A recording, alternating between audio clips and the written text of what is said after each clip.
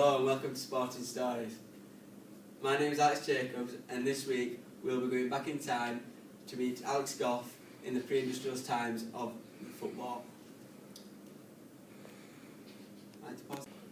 Can you please tell me your interpretation of football in the pre-industrial times? Well, in pre-industrial times we played mob football and you know, we had to, all the village joined in and you had to get sometimes a pig's bladder we used as a ball instead of like, you know, now you had the good leather ones like in the Premier League, but we used a pig's bladder sometimes and you'd have to, there was no real rules apart from no murder. So all you had to do was get the ball from one village to the other and touch the ball on their wall. If you did, then you won. This could go on for days and days, you know. It was just so violent and it was just nothing like it is today. So it was very interesting that. So there wasn't many rules at all then. How many took part in the event? On terms of number of players, you could there wasn't no limit on them, so anybody could play, you know. It was just one village against the other. Back in those days, it was probably about Barnsley against Sheffield. I don't know how many miles it is to there nowadays. So it was obviously very tiring, and but yes, anybody could join in as long as they were from the other villages. So it was one village against the other village. No limit on the amount of players, and some of the rules, well, as I've already said, the only rule was no murder, really. That was very good, Alex. But next up, we have Stephen Dallamore with industrialisation. So I believe you only played it on a Sunday, and why is that?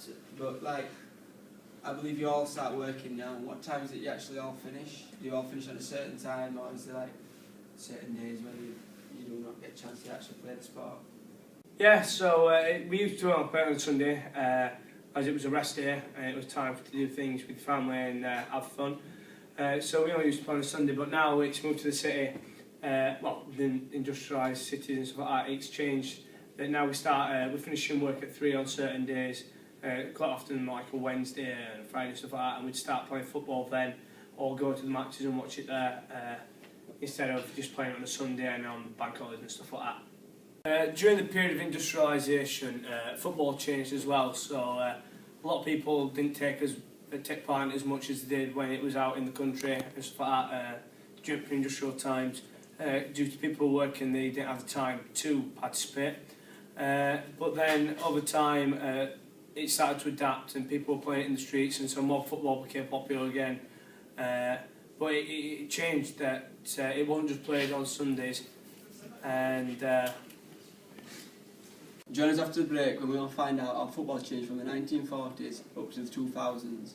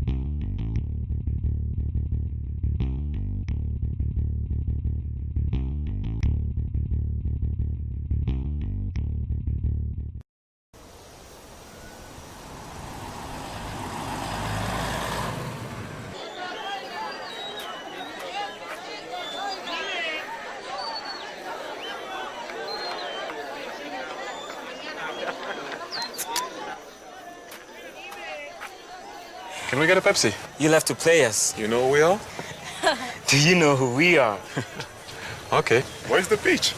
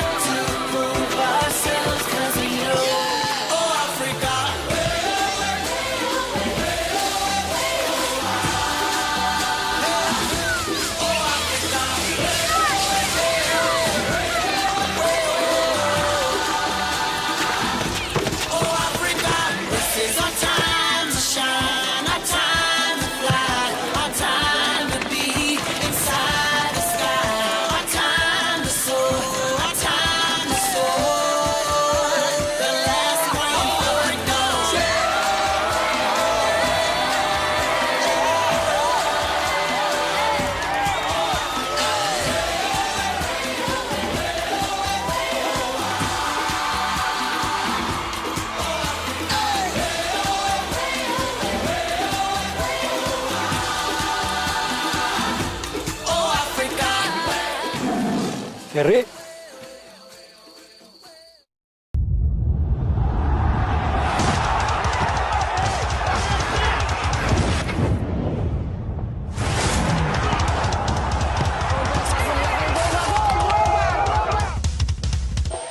Droga berapian.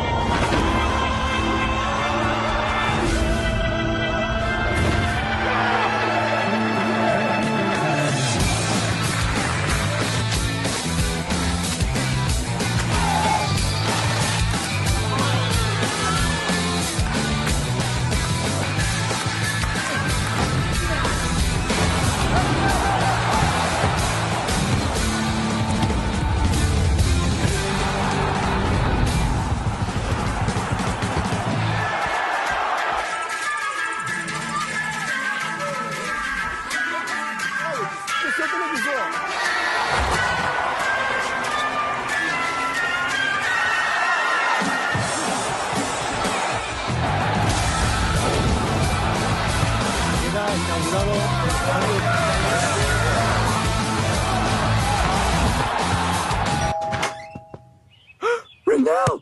Go!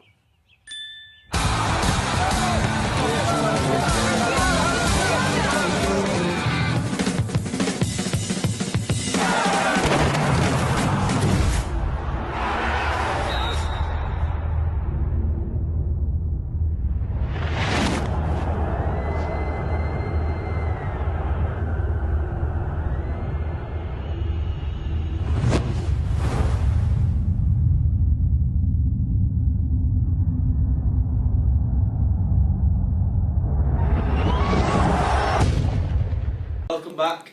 Next up we have Jack Hall, and he's going to be talking about the 1940s to the 2000s.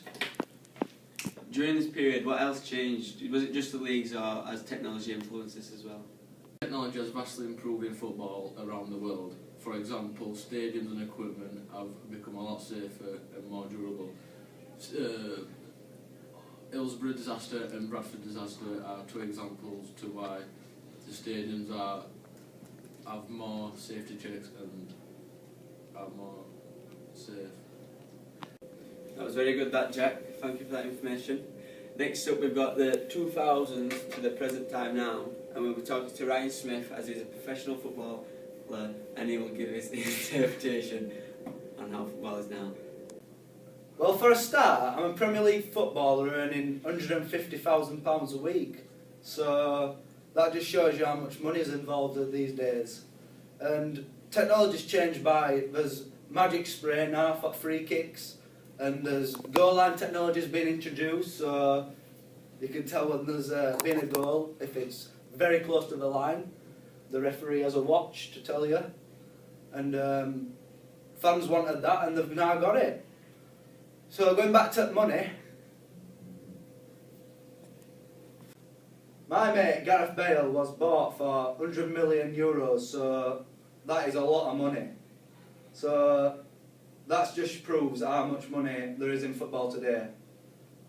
With fans as well, also, they get to put everything on social media, so clubs can see and talk to chairman about things that they want changing, fans.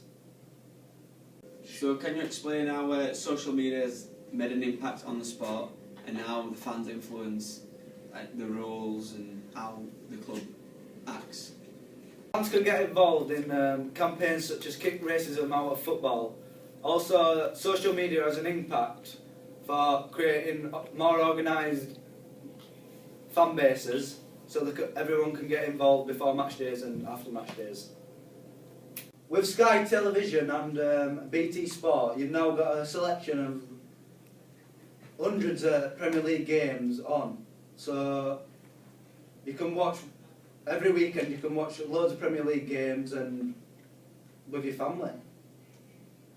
So can you explain how social media has made an impact on the sport, and how the fans influence the rules and how the club acts? Thank you for tuning to Sporty Stories. I'd like to say a big thank you to all the guests who have been here today, and I've gave a very good outlook on how sport has been influenced through media and technology from pre-industrial days to now.